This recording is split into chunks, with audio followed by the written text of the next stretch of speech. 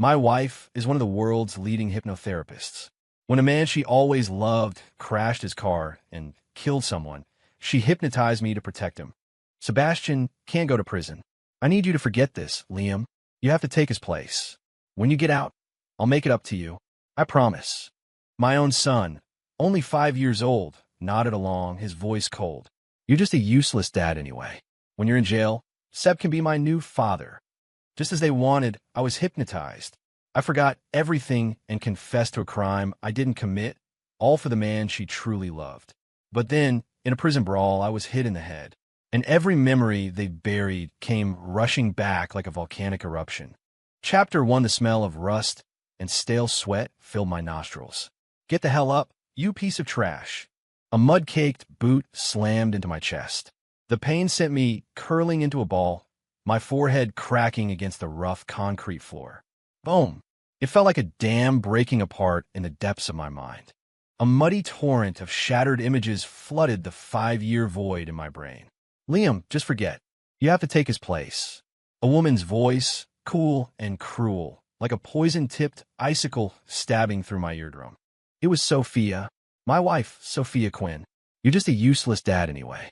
When you're in jail, Seb can be my new father. A child's voice, innocent and brutal. My 5-year-old son, Leo. Scene after scene, frame after frame. The moment the red Porsche lost control, the bystander crumpling in a pool of blood. Sebastian Vance's face twisted in terror. And Sophia, pulling me into our bedroom, her beautiful eyes holding no pity for me, only a desperate, protective love for him. Arg, I clutched my head, a sound tearing from my throat that wasn't human. The buried truth, the stolen memories, the sins I'd been forced to bear, all came crashing back, accompanied by excruciating, splitting headache pain. I wasn't a vehicular manslaughter convict. I was just a fool, sacrificed by my wife to save her lover. My 5 years, my life, my right to be a father, they'd thrown it all away like garbage. A guard, startled by my crazed state, took a half-step back. What, you crazy? Pull that crap again, and you're in the hole, he shouted, his voice full of false bravado. I slowly lifted my head. Blood and grime streaked down my face. I looked at him, and I smiled. It was a ragged, broken sound, like a demon sharpening its teeth in the depths of hell. The guard's bravado vanished, his hand instinctively going for the baton on his belt.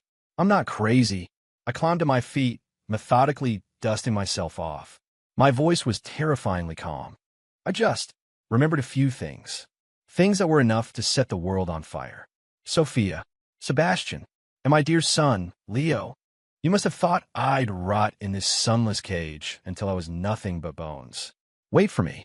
I'm coming home. I will take everything you pride yourselves on and grind it into dust. I will make you suffer 1,000 times more than I ever did. That day, I calmly accepted the punishment and was thrown into solitary confinement. In the pitch-black darkness, I didn't scream. I didn't rage. I just leaned against the wall, and over, I carved 3 names into the concrete with my fingernail. Sophia, Sebastian, Lau. Every stroke was etched into my soul. Chapter 2. The darkness of solitary became my forge. I began to obsessively recall every detail of Sophia's hypnosis. Her gaze, the cadence of her voice, every word she used. She was the most brilliant hypnotist I had ever known, capable of manipulating minds in the quietest moments. And I was her masterpiece, her most intimate victim. To fight her, I had to understand the human mind better than she did. I started using every resource the prison offered. I helped the prison's top dog, a man they called the Ghost, analyze the psychological weaknesses of his rivals, just to get my hands on a copy of the Psychology of Criminal Conduct. I traded 6 months' worth of commissary rations to bribe the prison librarian into getting me every book he could find on psychology, microexpressions, and psychoanalysis. By day, I was the most silent inmate, working myself to the bone to become invisible. At night, while everyone else slept, I'd stare at the wall, running simulations of my confrontation with Sophia. She'll say, "Liam, look into my eyes." No, I can't. I have to focus on the bridge of her nose, a natural blind spot. She'll tap the table with a specific rhythm to guide my subconscious. I'll recite pi in my head, using an endless string of numbers to counter her rhythm. I became a sponge, absorbing everything that could make me stronger. The ghost, Silas Kane, a man who once moved markets from a skyscraper office, took a keen interest in me. He taught me how to leverage the smallest asset for the biggest return, how to read the flow of capital, how to turn a person's desire into a noose around their neck. Kid, I like that fire in your eyes, Silas said, exhaling a puff of smoke from a contraband cigarette. His cloudy eyes glinted. You want revenge? Hate isn't enough. You need the kind of capital that brings men to their knees. I looked at him and said, word by word, teach me. 5 years. 1,825 days. I transformed from a mild-mannered man into a beast lying in wait. The prison's hard labor had forged my body into steel, while hatred had tempered my mind into something colder and sharper than a razor's edge. I learned to speak the most venomous words with the most humble expression. I learned to plot the most fatal strategies with the most gentle smile. Sophia, you thought you hypnotized a lamb.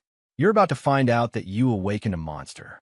Chapter 3. The day I got out, the sky over Chicago was a grim, overcast sheet. I changed into a clean, worn set of clothes and walked out of the iron gates that had caged me for 5 years. The light was blinding. There was no one there to meet me. Just as I expected, in their eyes, the killer was already forgotten. I took a deep breath of free air, about to walk away. Screech, a line of black Escalades, silent and imposing, pulled up to the curb in perfect formation. At their head was a gleaming Rolls-Royce Phantom. A middle-aged man in a tailored black suit and white gloves emerged from the lead car. He hurried over to me and bowed a respectful 90 degrees. Mr. Morgan, forgive our delay. I looked at him calmly. This was Mr. Peters, the man Silas had put in charge of his empire. You're not late, I said. We're just getting started. Mr. Peters held the door open for me.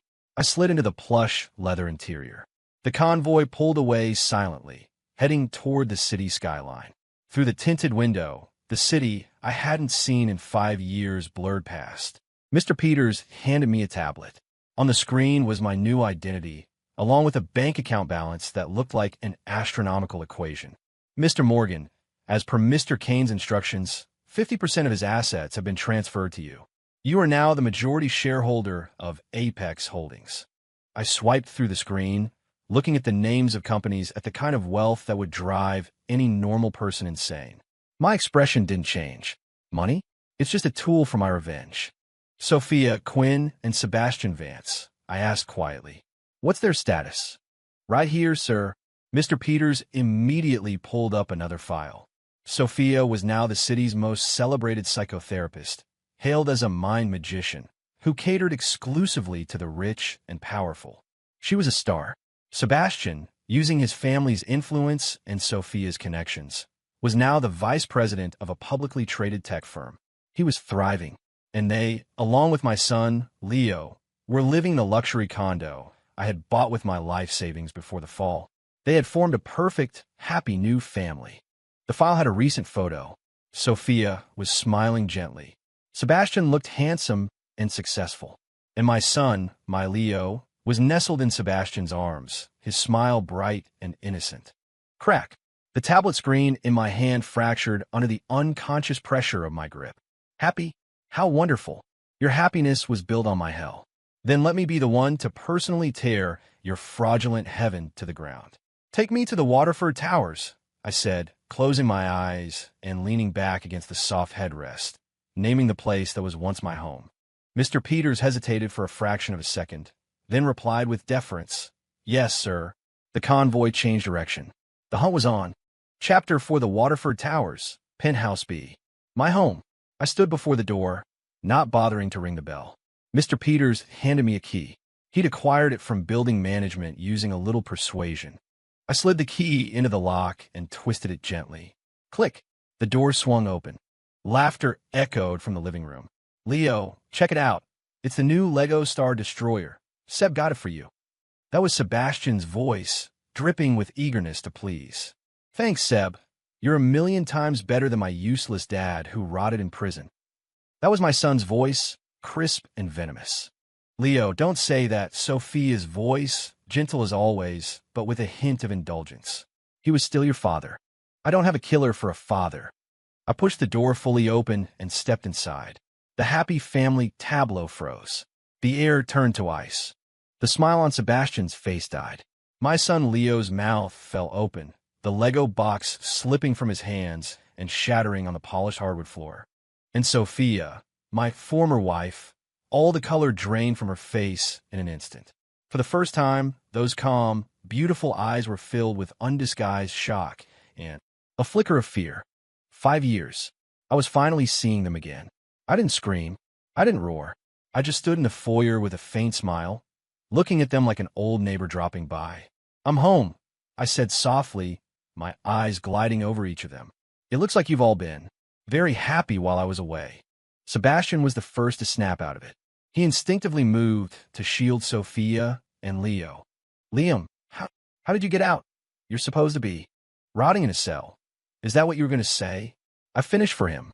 I walked into the living room, my dress shoes making heavy, deliberate sounds on the floor, each step landing like a hammer blow on their hearts. Lucky me. I got out early for good behavior. I walked to the custom Italian sofa and sat down, acting as if I owned the place, which of course I did. Sophia stared at me, her professional instincts kicking in. She was forcing herself to be calm, her eyes sharp and analytical. She's observing me, assessing my mental state, trying to see if I'm still under her control. "Liam, she began, her voice strained. I held up a hand, cutting her off. "Sophia, 5 years, and you're still as beautiful as ever," I said with a smile. But my gaze was like a scalpel, dissecting her composure. "But your eyes tell me you're terrified." Sophia's pupils contracted. Chapter 5. What the hell are you talking about? Sebastian yelped like a kicked dog. "Liam, you're an ex-con. What gives you the right to waltz in here? This is my home. Get the hell out." "You're home." I laughed, the sound dripping with irony. I pulled a document from my jacket pocket, a copy of the property deed, and tossed it onto the coffee table. "Open your eyes and read the name on that paper." On the deed, the name Liam Morgan was impossible to miss. Sebastian's face turned a shade of purple. I'd bought the penthouse with my own money before we were married. The title was solely in my name. Sophia's expression grew even darker. "Liam, what do you want?" she finally asked, her voice like ice. "There's nothing between us anymore." "Nothing?" I raised an eyebrow. "Miss Quinn, did you forget? We never got divorced. Legally, you're still my wife." I emphasized the word wife. I saw a faint tremor run through her body. "As for what I want," I stood up and walked to the floor-to-ceiling windows, looking down at Sebastian's obnoxious red Porsche in the parking lot below. "You're a VP now, aren't you, Seb? I hear you're bidding on that big Skyline Harbor project." Sebastian flinched, then puffed out his chest. "So what if I am? A project of that scale is beyond the comprehension of a loser like you." I nodded, took out my phone, and dialed Mr. Peters. I put the call on speaker. "Sir," Mr. Peters' respectful voice came through. "Apex Holdings," I said, drawing out each word. "Are we also involved in the bidding for the Skyline Harbor project?" Mr. Peters answered without hesitation. "Yes, sir. We are the primary investors. Do you have instructions?" The color started to drain from Sebastian's face. Apex Holdings, they were a titan of industry. The company he worked for wasn't worthy of polishing their shoes. I looked at Sebastian's ashen face, the smile on my lips widening. No major instructions. Just a notification. Effective immediately, Apex Holdings will permanently add Mr. Sebastian Vance and his employer to our corporate blacklist. They're to be barred from any project involving Apex Capital. Is that clear? There was no hesitation. "Understood, sir. I'll execute it immediately." I ended the call. The silence in the room was absolute. A second later, Sebastian's phone began to vibrate violently. He answered with a trembling hand. His boss's furious roar was audible even from a distance. "Vance, who the hell did you piss off? Apex Holdings just sent out a notice. They're blacklisting us. The Skyline Harbor deal is dead. Everything is dead. Get your ass back to the office and pack your goddamn desk." The phone slipped from his grasp and clattered to the floor. Sebastian's legs gave out, and he collapsed onto the expensive rug, his face a mask of gray disbelief. He looked at me, his eyes filled with a terror that was deeply satisfying. What are you?" I walked over and stood above him. Me? I'm just that useless loser you left to rot. I smiled, my voice a demonic whisper. Welcome to my game. Chapter 6. Sophia was quicker on the uptake than Sebastian.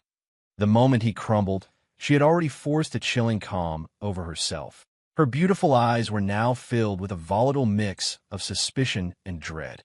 She stared at me, reevaluating me as if I were a completely different species. Liam, who did you meet in there? She asked, her voice low and trembling slightly. She can't believe I could do this on my own. In her world, I'll always be the gentle, pliable husband she could mold and break at will. I ignored her, turning my gaze to the corner of the room, where my son, Leo, stood frozen in shock. Leo, I said softly.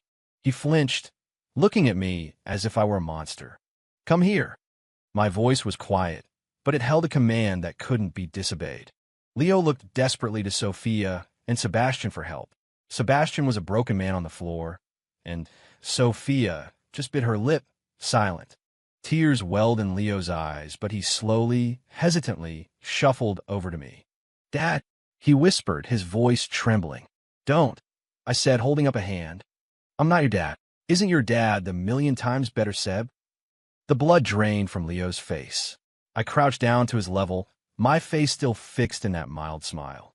Look, it seems your Seb has run into a bit of trouble, I said, gesturing to the pathetic man on the floor. He doesn't seem so powerful now, does he? Then I looked back at Sophia, a playful cruelty in my eyes. You're a smart woman, Sophia. What do you think my next move is? Sophia's breath hitched. She looked up sharply, her gaze like daggers. You wouldn't dare. Watch me. My smile vanished, my eyes turning to ice. Did you really think I spent the last 5 years just sitting in a cell? I stood up, done with them for now. This apartment is mine. I'm giving you 24 hours to pack your things and get out. Oh, and one more thing, I said, pausing at the door and looking back at Sophia. Don't even think about trying your little tricks on me again. I tapped my temple with my index finger. It's very, very clear in here now, but if you'd like to try. I grinned, showing my teeth. I wouldn't mind giving you a personal demonstration of a true mental hell. With that, I turned and left, closing the door behind me. Inside, a dead silence. Outside, the corner of my mouth twisted into a cold, triumphant smirk. Sophia, your greatest pride is your power to control minds. So I'll start by shattering that pride into a million pieces. Chapter 7. When I returned to the penthouse the next day, Sophia and Sebastian were gone. The space was empty, stripped of their presence, leaving only a few of my old belongings like ghosts mocking a life that once was. Mr. Peters had already sent a cleaning crew to sterilize the place. Standing in the vast living room, I felt nothing. This was just the first step, taking back what was mine. The next was to destroy what was theirs. My phone rang. It was Mr. Peters. Sir, we have the information. Sophia Quinn's highest-profile client is a developer named Warren Hastings. He suffers from severe anxiety and insomnia, making him completely dependent on her therapy. Furthermore, she is scheduled to be the keynote speaker at the Global Psychology Summit next week. It's the most important event of her career, crucial for her international reputation. Reputation. For a narcissist like Sophia, reputation is more valuable than life itself. Excellent, I said, a cold smile touching my lips as I hung up. Sophia, you love playing the savior of troubled souls. I'm going to make you look like a fraud in front of the entire world. A few days later, a story began to smolder online. An anonymous, long-form article titled The Dark Side of the Mind Magician. Sophia Quinn started making the rounds on Twitter and various news forums. The article detailed the story of a Mr. Smith, a patient who claimed that after seeking treatment from Sophia, he was hypnotized into revealing corporate secrets. His company went bankrupt, and he suffered a mental breakdown. The piece included snippets of audio and psychological reports that were difficult to verify, but incredibly damning. Sophia's PR team issued a swift denial, calling it a malicious smear campaign. But the seed of doubt had been planted. Her wealthy and powerful clients began to panic. Who among them hadn't shared their deepest secrets on her leather couch? Sophia's phone was blowing up. Appointments were canceled. Partnership deals were put on indefinite hold. Warren Hastings, her most dependent client, stormed her office with a team of security guards, demanding she reverse any potential subconscious suggestions. For the first time, a crack appeared in Sophia Quinn's perfect facade, and I was sitting in the front row of the Global Psychology Summit. Dressed in a bespoke suit and wearing gold-rimmed glasses, I looked like an unassuming academic. I watched the stage as Sophia, her face pale from the online fallout but still trying to project an aura of calm, prepared to speak. Patience. This is just the appetizer. It was her turn. She took a deep breath, walked to the podium, and began her speech, hoping her professionalism would salvage her reputation. Good afternoon. I am Sophia Quinn. The topic of my keynote today is the application of hypnosis in the treatment of post-traumatic stress.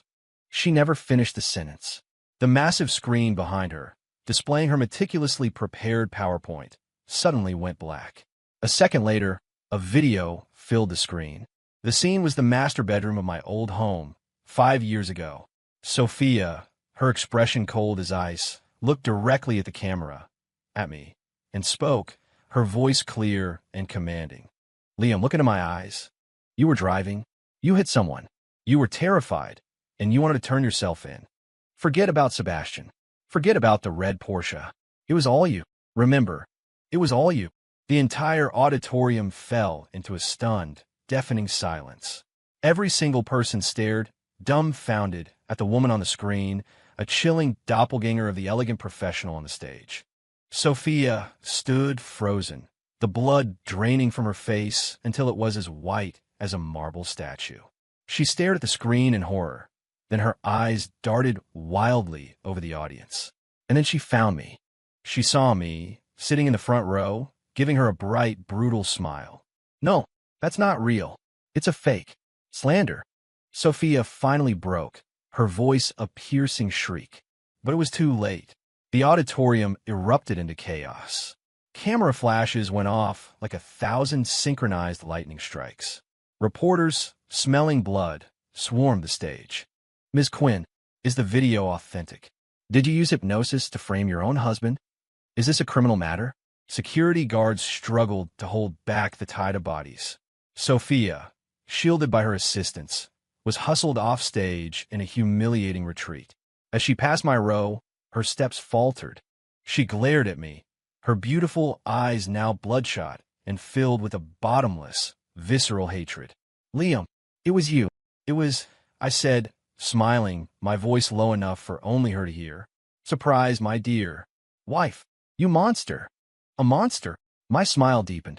But you're the one who summoned me from hell, aren't you? Shaking uncontrollably, Sophia was practically carried away by her team. I knew her career, her reputation, everything she had built her identity on, had just been irrevocably destroyed. But it wasn't enough. Not even close. I wanted her mind to fall right along with it. That evening, I returned to the penthouse. A small, thin figure was waiting by the door. It was Leo. He was 10 now. The childish innocence of 5 years ago was gone, replaced by a sullen, stubborn look that didn't belong on a child's face.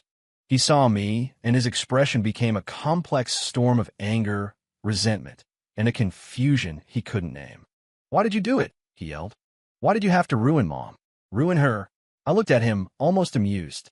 Leo, you're 10 years old. You should be old enough to know the difference between right and wrong. Here, I'll send you the video too. You can take a good long look at who your perfect mother and your million times better Seb really are. I took out my phone and made a show of preparing to send a file. Don't, Leo screamed, lunging for my phone. I sidestepped him easily. What are you afraid of? I looked down at him. Are you afraid of seeing the truth? Or are you just afraid that the perfect little family you have is nothing but a lie? Tears finally streamed down his face. His anger dissolved, replaced by a look of pleading. Dad, please, just stop. Dad? So now he remembers. I put my phone away, my heart of stone. It's too late, I said, the 2 words falling like ice. I walked past him and into the penthouse, leaving him to the sound of his own choked sobs. I didn't look back. A child who helps push his own father into the abyss doesn't deserve pity. His pain was a punishment he had earned. The end came swiftly for Sebastian Vance. With the Skyline Harbor project gone and blacklisted by Apex Holdings, his career evaporated. Colleagues who once flattered him now avoided him like the plague. His family's minor influence was dust in the wind against a corporate behemoth like Apex. The killing blow came when I had Mr. Peters anonymously deliver new evidence from the 5-year-old car accident to the Chicago PD. It wasn't enough for a conviction on its own, but it was more than enough to reopen the case. The day detectives took Sebastian in for questioning, Sophia called my phone relentlessly. I let every call go to voicemail. I simply had Mr. Peters arrange for a 24/7 security detail on her, ensuring she couldn't leave the city or tap into any of her shadowy connections. She was a bird in a cage, forced to watch as her lover was slowly crushed. Finally, under the immense pressure, Sebastian's nerve broke. In a last, idiotic act of self-preservation, he hired a crew of local thugs to solve his Leah Morgan problem. I was in my rooftop gym, methodically pounding a heavy bag when I got the news. Sweat soaked through my shirt. Stupid. He was always so stupid. Sir, should we handle it? Mr. Peters asked over the phone. No, I said, wiping the sweat from my brow. Let them come. I want Sophia to see what happens. That night, I deliberately drove alone to a desolate warehouse district on the outskirts of the city, an old, abandoned asset of Silas Kane's. A beat-up van was waiting in the shadows. The moment I stepped out of my car, they descended like wolves. A few minutes later, they were all on the ground, groaning in pain. They hadn't even seen how I moved. 5 years of prison labor and brutal survival had turned my body into a weapon. I pressed my foot onto one of the thugs' heads, took his phone, and dialed Sebastian's number. Your guys are weak, I said calmly. On the other end, Sebastian's breathing became ragged with terror. You. Attempted murder for hire. That adds a few years to his sentence. I chuckled softly. Looks like you'll be spending the rest of your life in the same kind of place I was, Seb. No, please. Liam, I'm sorry. Please, let me go. He broke down, sobbing hysterically into the phone. I hung up on him. The next day, Sebastian Vance was formally arrested. And I sent one last thing to Sophia. It was an audio file, a recording of Sebastian, crying and begging me for mercy. And then, in a desperate bid for a plea deal, he confessed everything to the police. The truth of the accident, and a detailed account of how Sophia hypnotized me to take the fall. He had sold her out completely. I asked Sophia to meet me at a revolving restaurant on the 95th floor of one of Chicago's tallest skyscrapers. It used to be her favorite. She came. In just a few days, she seemed to have aged a decade. Her former brilliance was gone, replaced by a haggard, bitter exhaustion. She was wrapped in a black trench coat, as if perpetually cold, a statue of ice sitting across from me. You win, she said, her voice a raw rasp. Sebastian's been arrested, and my career is destroyed. Are you satisfied? I cut into my steak, not looking at her. Satisfied? Sophia, do you really think this is enough? I looked up, meeting her gaze directly. You stole 5 years of my life. You destroyed my faith and family and love. You turned me into this monster. And you think watching my replacement go to jail and your career implode is enough. Her body began to tremble. What more could you possibly want? She hissed, her voice rising and drawing stares from nearby tables. I set down my fork and knife and dabbed my lips with a napkin, my movements unhurried and precise. I'm giving you a choice. I stared at her, enunciating every word. Just like the choice you gave me 5 years ago. You have 2 paths. 1. I hand over all my evidence to the police. As an accomplice, you'll spend the rest of your life in a cell next to Sebastian's. The remaining color drained from Sophia's face. Or 2. I paused, letting a flicker of hope rise in her eyes before cruelly extinguishing it. You stand up, walk over to that window, and you jump. You can wash away your sins with your death. Sophia shot to her feet, staring at me in disbelief. Liam, you're insane. You're telling me to kill myself. I am. I smiled, a serene, terrifying calm on my face. I am insane. I have been ever since the moment you put me under. I rose and walked to her side, leaning in to whisper in her ear, my voice a demonic suggestion. You're the master hypnotist, aren't you? Now, I'm giving you a command. Jump. My voice seemed to carry a strange power, each word a heavy drumbeat against her subconscious. This was the gift I had spent 5 years preparing just for her. Reverse hypnosis, destroying her with her own weapon.